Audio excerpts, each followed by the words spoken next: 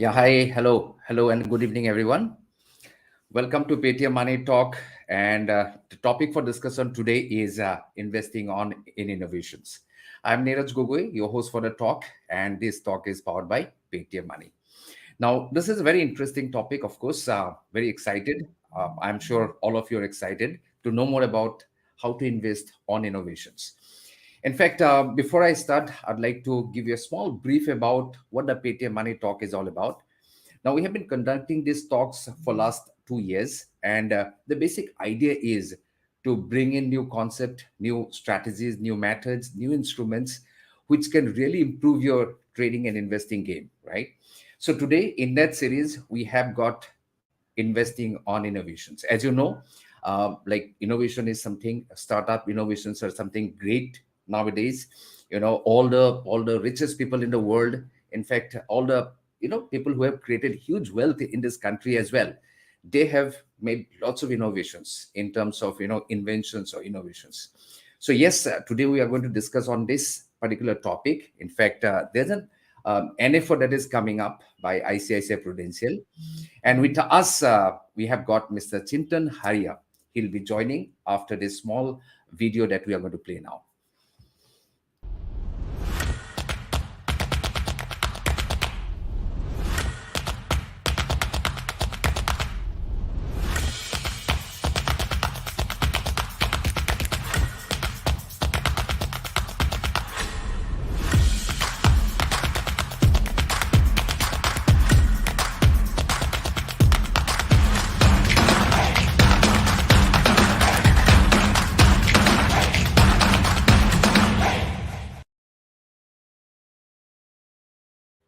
Great. Welcome back. So before we start, let me quickly introduce Mr. Chintan.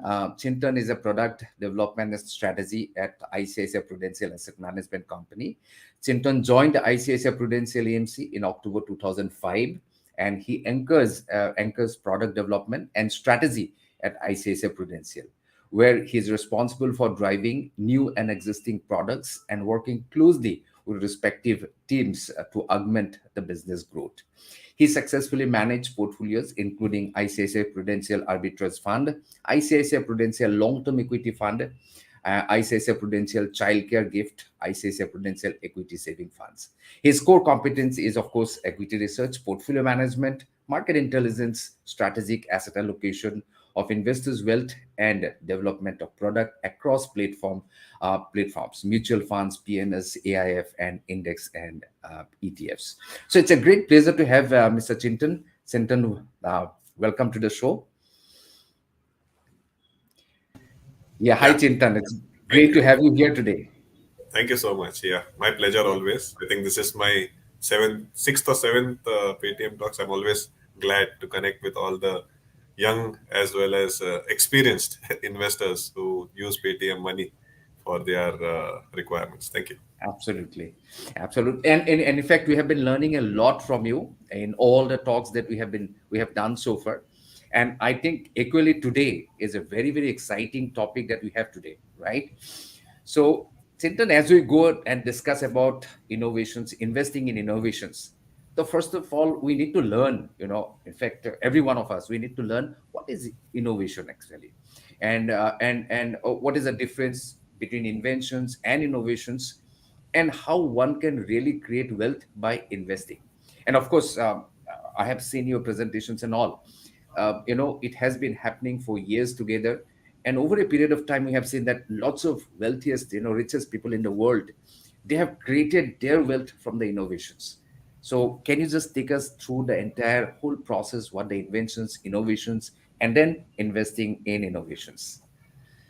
So, to put it very simply, innovation as a word means essentially a better product, a better service, a better process through which we Yeah. are able to get our goods and services. For example, many years back, we used to have video cassette recorders. The younger generation who are probably looking at it right now would wonder what a VCR is, what a video Right. cassette is.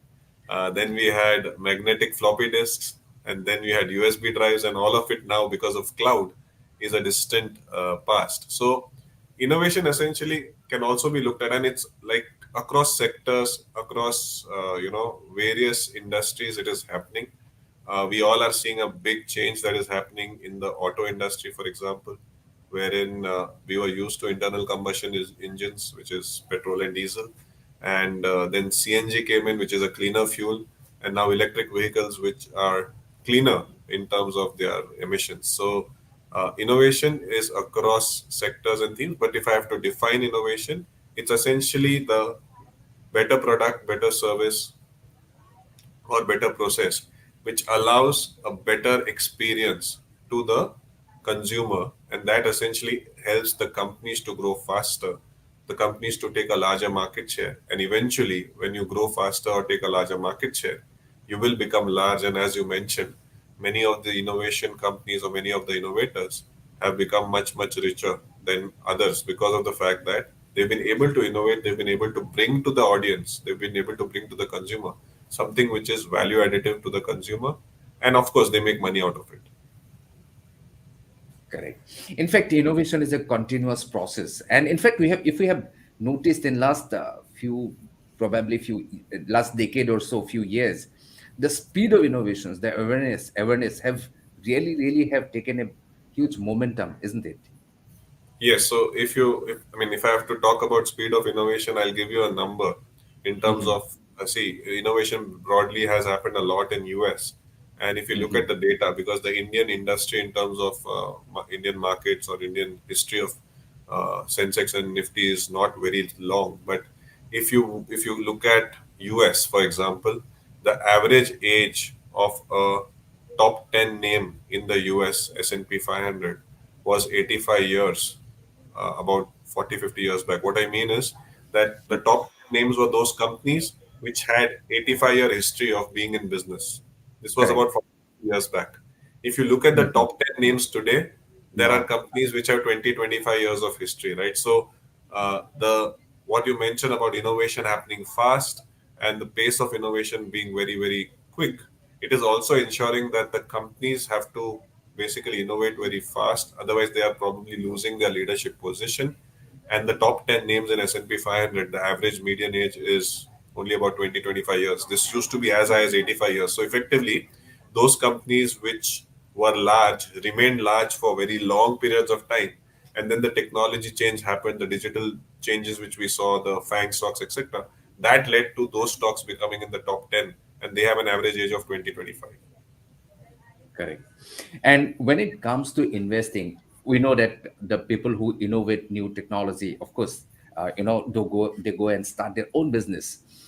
So if somebody want to capitalize in terms of making an investment in those businesses which constantly innovate, so what are the ways that a retail investor can find out? There are different sectors. You talked about automobile sectors. There could be pharma sectors. There could be IT and all. So, what is the way? How do we get to know that where the innovations are happening, which innovation is really worth investing? So, how can we figure it out and go ahead and make our investments? Sure. So if we look at innovation, innovation is Mhm. not only happening in smaller companies, it is happening in larger companies as well. Innovation is not only happening in one particular sector, but across sectors. And as an Correct. individual investor, a retail investor, all of you, you will not have so much time or bandwidth to actually figure out that, okay, in this industry, this particular company is doing innovation. Let me go and buy that, because to reach that Mhm. company and to understand that innovation will require a lot of effort on your part to do research. This is not Correct. something which is easily doable by a average retail investor, and hence going through the expert professional money management route is something can prove beneficial to you. And with that intent, if for example you get a fund which is investing in stocks which are focused on innovation, you get the advantage of multi-sector, multi-market cap, single investment where you have maybe 25 to 35 stocks which are doing innovation. And this is basically picked by 20, 25 professionals who are looking at those sectors closely. And then there's a fund manager also. So I think if you have an ecosystem created via a fund which is basically investing in innovation, it is probably better than trying to figure out and trying to find the innovation fund with the innovation stock within the sectors, because it's like finding a needle in a haystack. And as a retail investor, you may not have access or the ability to basically research in depth to know whether the innovation is going to be useful, meaningful in terms of the future growth. Correct. So for, as you said, for a retail investor, it's very difficult to find out on his own which companies, which sectors, innovations, what innovations are happening, and to invest. So you talked about investing through a fund, and we all know that your fund has already, you are launching a fund. NFO has come up from the 10th of this month, and it's going to go to till 24th. Now, I would like to know about your fund, how you are going to focus, all the details, technical details, and also one more thing: is there any other funds available in the market at this point of time, or you are the only one? And can you just give a small, uh, understanding of the whole thing? So I think in terms of innovation, in terms of India dedicated fund on innovation, probably ours is the first. And Okay. while the objective is very simple, that to Mm-hmm. pick and choose those stocks across sectors and market cap on a bottom Mm-hmm. up basis, which are focusing on innovation today to improve their Mm-hmm. process, their product, or their service, and possibly increase their market share and increase their growth potential over the next many years, which ultimately Mm-hmm. leads to wealth creation. Wealth creation is a simple process by which, if you are doing something which a consumer, more and more consumers want, then suddenly you will see your business growing meaningfully, and that will basically translate into market capitalization or market values going up. So, simply put, the ICICI Prudential Innovation Fund, which we have launched on 10th of April, will go on till Mm-hmm. 24th of April. An open-ended fund, it's a thematic fund. It Mm-hmm. will invest 80 to 100% of its corpus in innovation-led businesses. Uh, it also has the enabling clause of allowing 0 to 20% of its portfolio to be invested in international companies, international ETFs, international mutual funds, which are on the innovation theme. So, effectively, you're not only getting Indian stocks, predominantly, you're getting Indian stocks, but you'll also get some foreign stocks if we find the right stock at the right valuation. So, that's an enabling clause of 0 to 20%, while predominantly 80% to 100% of the fund will be in innovation. So, innovation, like I said, is not something which is needs to be necessarily very disruptive. Innovation can be something which you improve also, right? It can be incremental innovation also. And so, from a portfolio construct perspective, this will invest only in listed companies, be it in India or outside. There is no private company as such. And so, from a liquidity standpoint, you don't need to worry. It will have large cap, mid cap, small cap, like I said. And the job of the fund manager is extremely simple: utilize the resources of the 25 analysts, which are basically looking at the 25 different sectors. We have 25 analysts, 25 sectors, more than 600, maybe more than 550 to 600 names that are under research. And out of these names, which are across sectors and across market cap, the analyst will probably provide those initial inputs to the fund manager that a particular company is doing better than the other in terms of innovation. They are basically focusing on improving the product. And then the fund manager, if he's convinced that we are going, the change is going to be meaningful, within the overall ambit of the fund in terms of its construct, the fund manager will bring in those stocks. What the fund manager will keep in mind is that we cannot have only mid and small caps.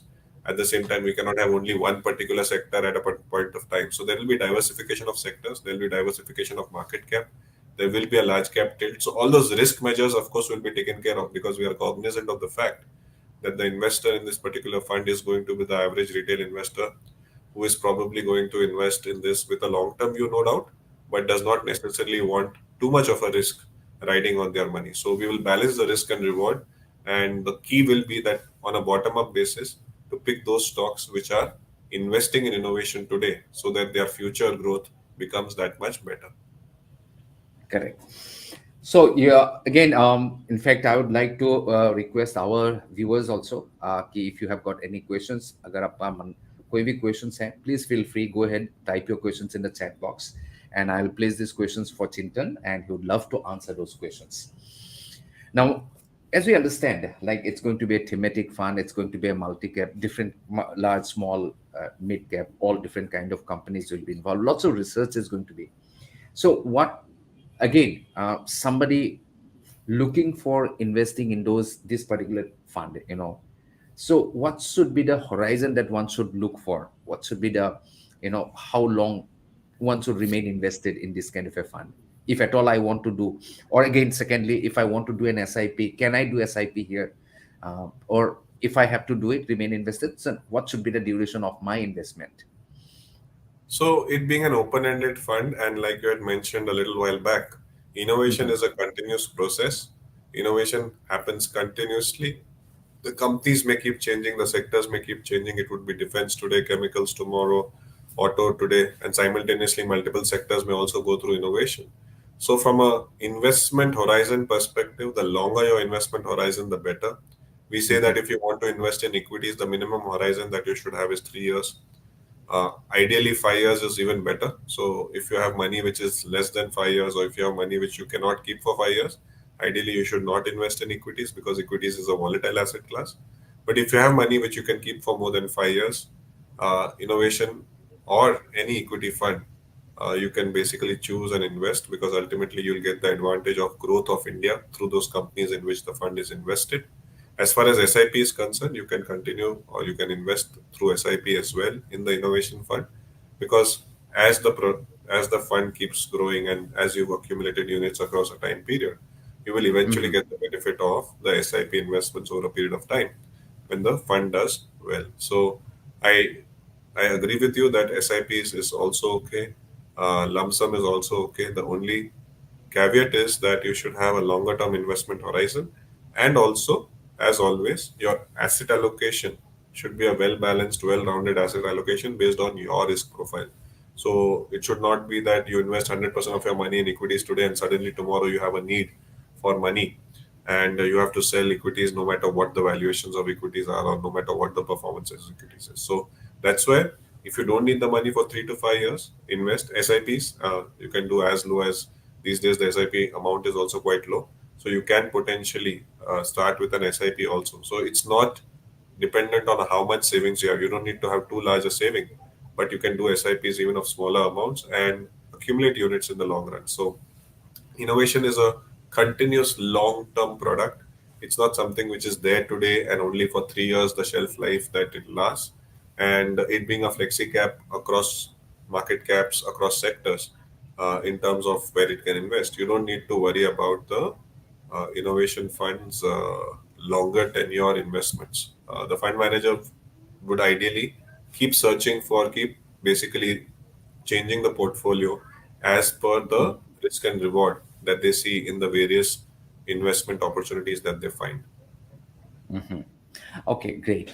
So, in fact, we have got many questions lined up. Some of our viewers already started giving us questions, so I will pose those questions in between. So, Mr. G. Gopi, so he asked these two questions. One is, how does the fund mitigate potential risk associated with investing in new and unproven technologies? That is the first question. So, if we look at, and thank you for your question, Gopiji.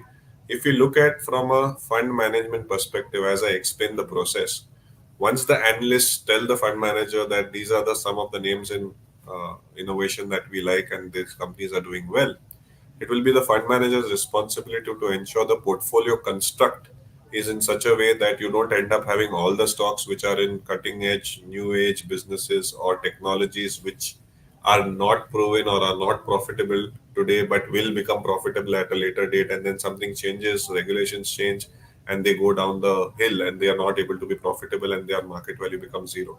So the fund manager's job is essentially to ensure that they are having a well balanced portfolio, having large caps. Some of these are proven businesses which are incrementally doing innovation so that they can have their products better. So you don't have to worry that these incremental innovations, the company will no longer be there after 5 years and what will happen to your money. So there will be large caps as well. Within large caps, there'll be proven names which are there for the last many years. So it's not like suddenly you'll find that a stock has come and tomorrow it's not there and you lose the money.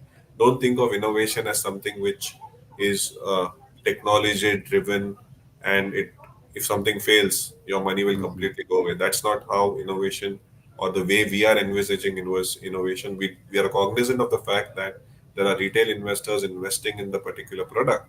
So how it will be structured is that the fund manager will pick 30 to 35 names. 30 to 35 names provides enough diversification. Also, within the 30-35 names, there will be different sectors, right? It could be like Sir said, pharma, defense, auto, uh, Mhm.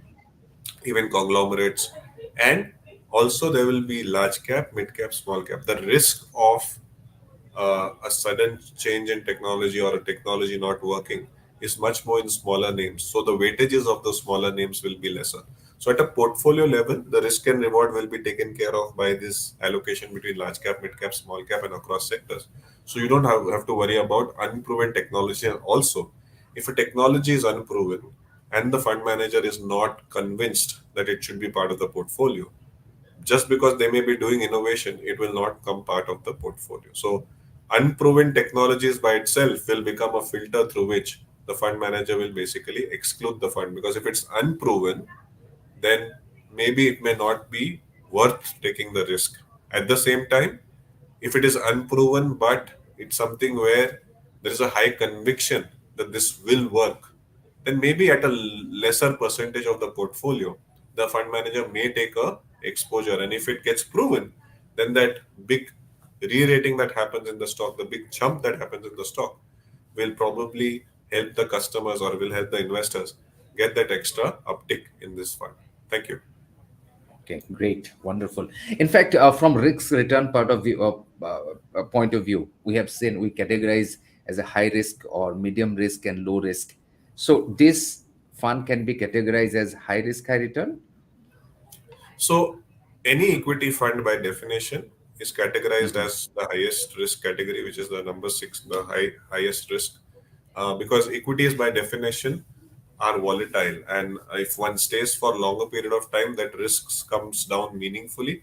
But in shorter period of time, the risk and the volatility is high. Hence, all equity products, and this being an equity product, the riskometer will say very high, which Mhm. it's what it should be because it is equities. But the longer you stay with the product, the risk starts coming down in terms of your, uh, let's say, the risk of losing capital comes down in general as you move ahead in terms of equities, because in the long run, equities do tend to give you returns which beat inflation. And in this particular fund of innovation, if you're able to pick the right stocks, ultimately it is all about stock Mhm. selection. And with Correct. the kind of analyst team that we have, with the kind of head of research that we have, our head of research, who is also a deputy CIO equity, is also going to be a joint fund manager in the fund. We do believe we'll be able to do justice to whatever is available today in terms of innovation in India, and hopefully we are able to create wealth for our customers and our investors. Thank you. Okay. You talked about around 32 sectors, right? There are about 25 sector analysts we have for across 25 sectors. As such, there are smaller sectors like paper, textile. There are larger sectors like oil and gas, telecom, pharma. But yeah, 25 sectors roughly is what we cover right now. Okay, cool. So there's a follow-up questions from Mr. Gopi. Will the fund invest in the unlisted firms or startups also? That, of course, I think you have already answered it. That focus on new age technologies like generative AI, artificial intelligence, 3D printing, 5G, and others. So very interesting question. The fact remains that this is a fund which will invest in listed Indian equity names.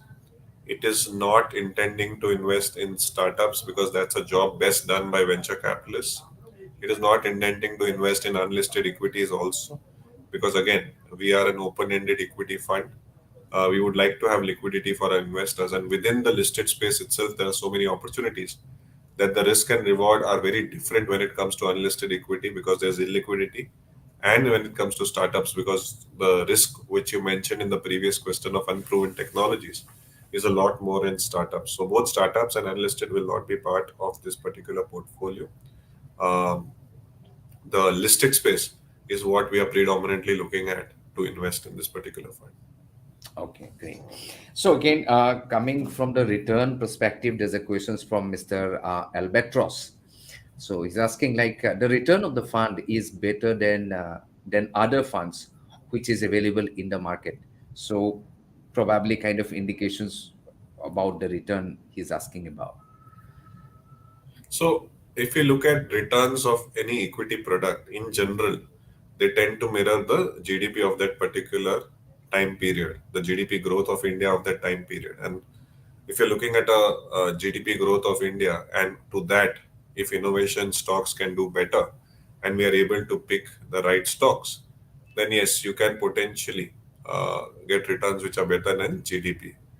Nothing can be certain, nothing can be sure, but yes, with the right set of stocks, the right mix of stocks, we do hope that investors' experience in the innovation fund is good if they keep the money for the long run. Thank you. Okay. Now again, as you said that you are going to make investment in 20% up to 20% in foreign companies, foreign ETFs or mutual funds. So what is the cost part? Like, is it going to increase the cost of management of the fund?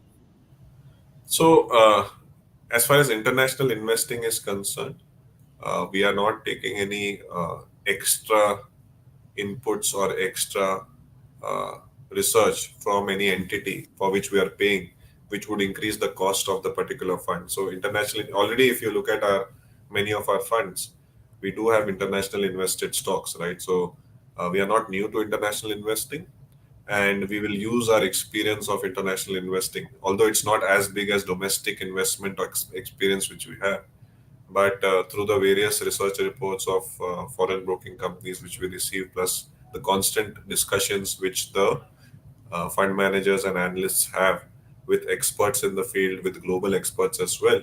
If we are able to find something interesting globally, we would be happy to invest in, but it's not something which will increase the cost of the fund or the expense of the fund for the investor. Thank you. Okay, great. In fact, I'd like to request all our viewers again, if you have got questions, please feel free, go ahead and type your questions in the chat box. And Mr. Chintan would love to answer those questions of yours. Now, again, Chintan, this is the first fund in India. Of course, I'm sure going ahead, many more funds are going to come in. So while choosing this particular, theme, in innovation as a theme, what are the factors that need to be considered before investing in innovation funds, in this kind of thematic funds? So clearly, thematic investing is for those who have already had a corpus in your steady state funds as far as investment Mhm. is concerned. Think of it that you should have the balance advantage fund category, you should Mhm. have the blue chip category, the flexi cap category. And then once you have that along with say gold as an investment, you can potentially look at thematic investing. Thematic investing, of course, is generally for those investors who have the risk appetite, who can digest the volatility, and because themes have certain specific triggers when they work. And Correct. if you look at various themes, like housing will work at a different time, infrastructure as a theme will work at a different time. So themes will have different connotations, they'll work differently. Value as a theme, special situations as a theme. So themes will work differently at different points of time. So from an investor standpoint, innovation also being a theme, they should be cognizant of that fact that the longer you stay, the better it is for you. Thank you. Okay. So we have a perception many times that when we talk about innovations, we basically tend to understand the technology, right? Technology innovation. That what we tend to equate.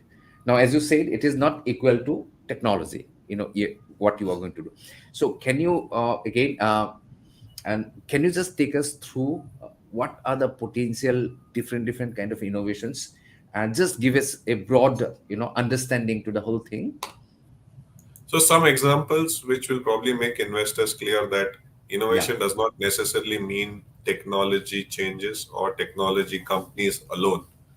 If you look at the world's or India's largest glue manufacturing company, which also exports to I think 60 plus countries, it has been Mhm. able to innovate. It's as simple a product as glues, and it is a Mm. very well respected company. It's also happening in paints. India's largest paint company has constantly been able to innovate in terms of its product offering, and it has become one of the largest companies in the world in terms of paints. So, paints, glue. I already spoke of automobiles, wherein electric Correct. vehicle companies are probably doing better. Even in two-wheelers, those companies which are into electric vehicle are probably doing better than the traditional companies in terms of growth. And if I have to extend that in pharmaceuticals, if you look at it, there are some companies which have done exceptionally well in research in ophthalmology, research in dermatology, research in respiratory. And if they have done that, they've basically got the advantage of having better products. And in turn, their growth has been good. So, defense, if you look at defense in India, many of the defense Mhm. companies were not even listed 10 years back or 5 years back.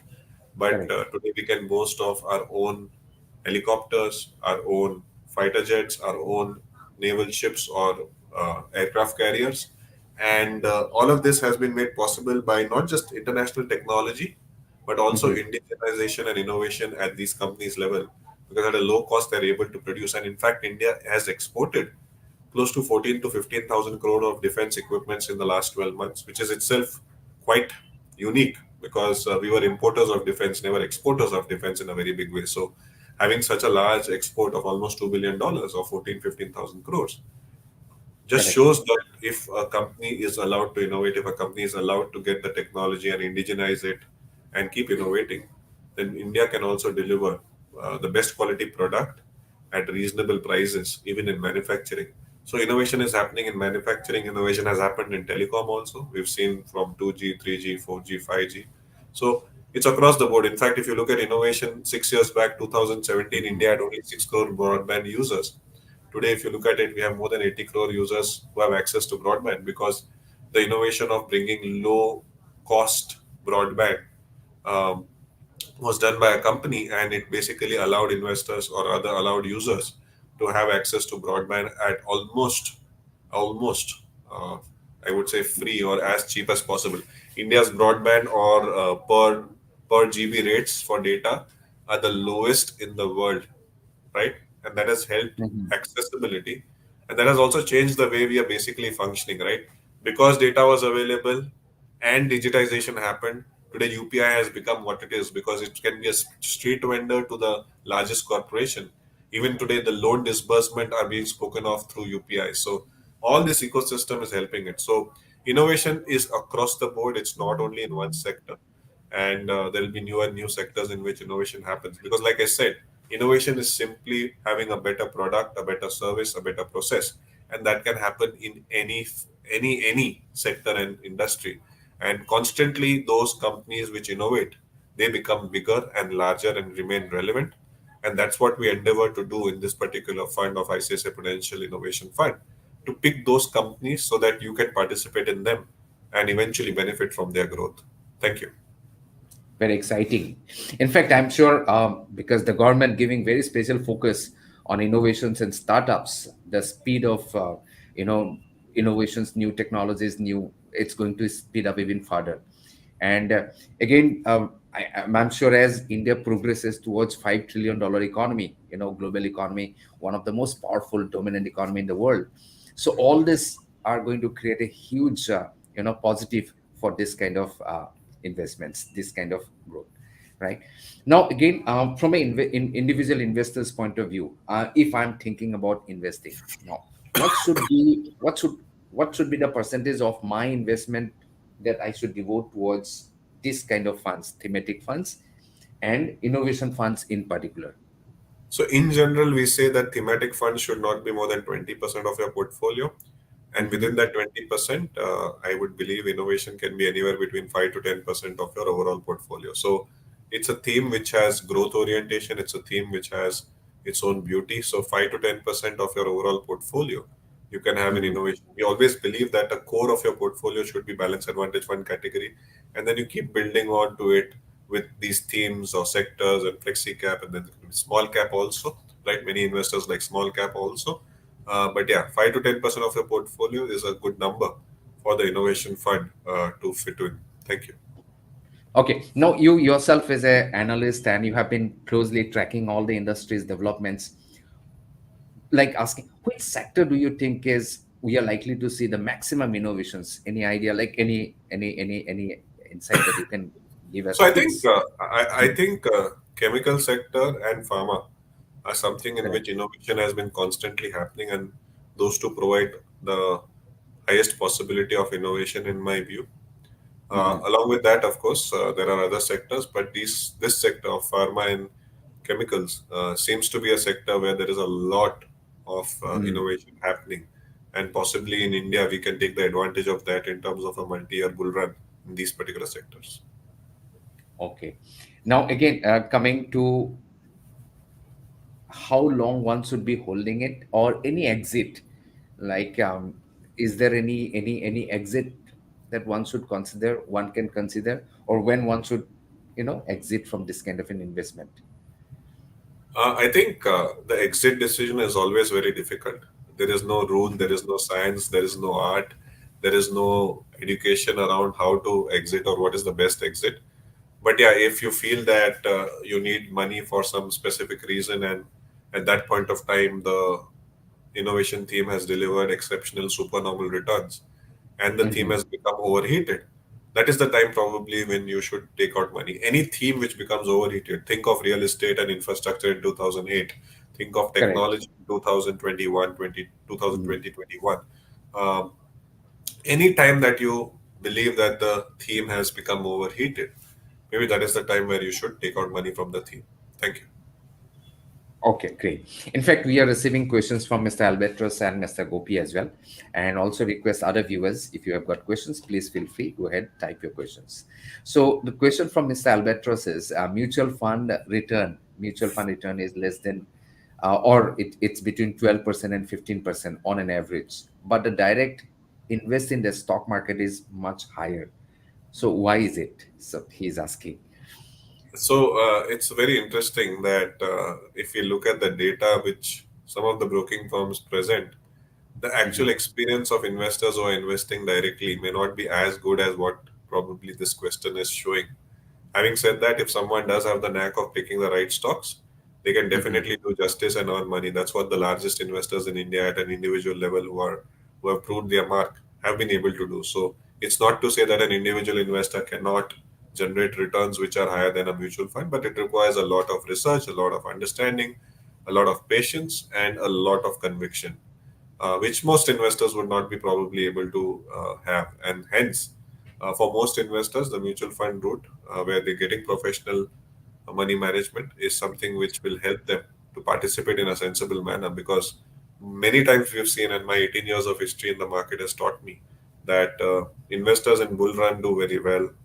They end up Mm. making a lot of money in investing in stocks directly.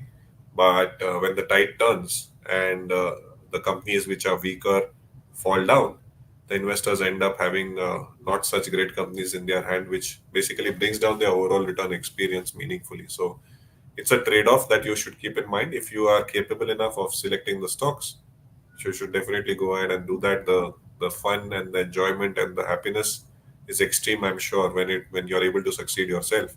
But most investors unfortunately don't have that kind of time. Forget the intellect, forget the research capabilities, but time, because we all have different professions. And so if a money manager has the only profession of managing money, I'm sure they'll do a better job than most investors. Thank you. Absolutely, absolutely. In fact, probably theoretically, when you look at a chart and we saw the prices move given 100 or 200% return in last 1 or 2 years.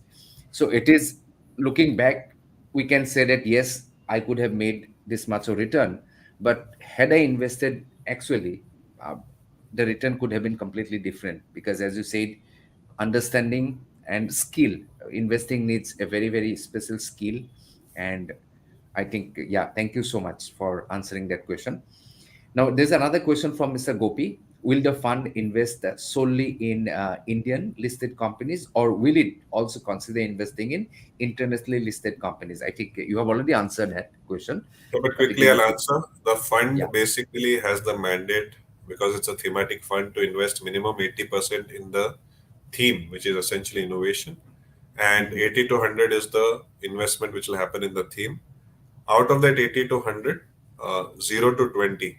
So, as far as foreign investing is concerned in international stocks or international ETFs on innovation, the limit is 0 to 20%. So up to 20%, and it can be as low as 0, it can be as high as 20, Mhm. depending on whether we have enough opportunities. We can invest outside of India also in the innovation theme. Thank you. Correct. Mr. Chintan, actually, see, you have been working on this project. You know it in and out about investing on this particular theme. So, what are the things? Maybe we may not ask you many questions, which are very, very relevant. But from your experience, what are the things that we should know, like the retail investors, the investors should know before going and deciding to invest in this kind of a fund? From your side, can you give us a, Sure, sure. yeah, So as far as innovation is concerned, by definition, it is going to be investing in those companies which are looking at future growth.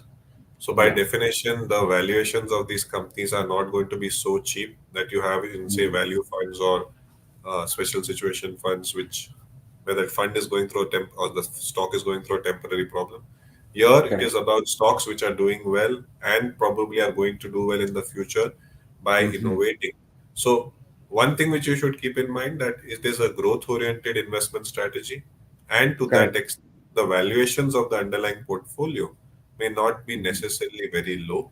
It's not like it will be Hmm. extremely high because we are always very valuation conscious. But it being a growth theme, the volatility of this theme will be that much higher because growth has higher volatility.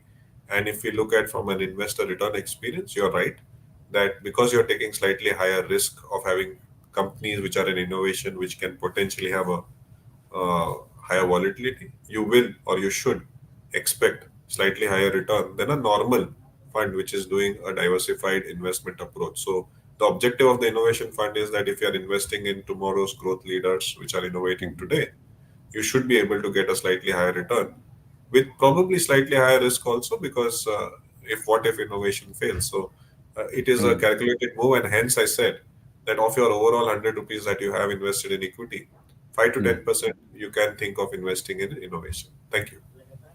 Wonderful, wonderful. I think again. I think more or less we have come to an end of this program.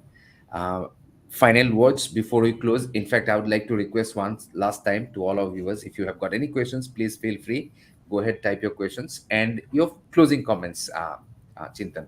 Sure. So we've spoken about the fund, but what I'd like investors to know is that for the last 30 years, India's GDP growth has been strong, and Hmm. that has not changed despite different governments, different economic problems in India and abroad. So we are a resilient economy, a resilient country, and Correct. market caps keep on changing up and down. Markets go on keep on going up and down because of greed and fear on your part and my part, and sometimes the international investor also tends to impact the market. But let's Hmm. remember the fact that in the next 5, 7, 8 years, if India is growing GDP, that should reflect in our corporates also doing well. And in turn, Hmm. the corporates making money for you if you invest in those equity stocks of those corporates. So, equity investing is something which is imperative if we want to Hmm. build long term wealth, but it has to be done smartly, it has to be done consistently, and more importantly, it has to be done with patience and long term orientation. It is not a casino where you invest today and you make money tomorrow. That may Hmm. happen in bull markets, but that's not how you should select your opportunities in the market. You should have a longer term view. And as history has shown, if you keep a longer term view, equities helps you to create maximum wealth. Thank you so much. Wonderful. It's a really really nice talking to you, Chintan, and I'm sure our viewers they have got lots of the queries cleared by your explanations, and thank you so much. And like to have you in future as well in our programs, My pleasure. and also thank you all our viewers. With that, I'd like to close the session. Thank you. Thank you, everyone.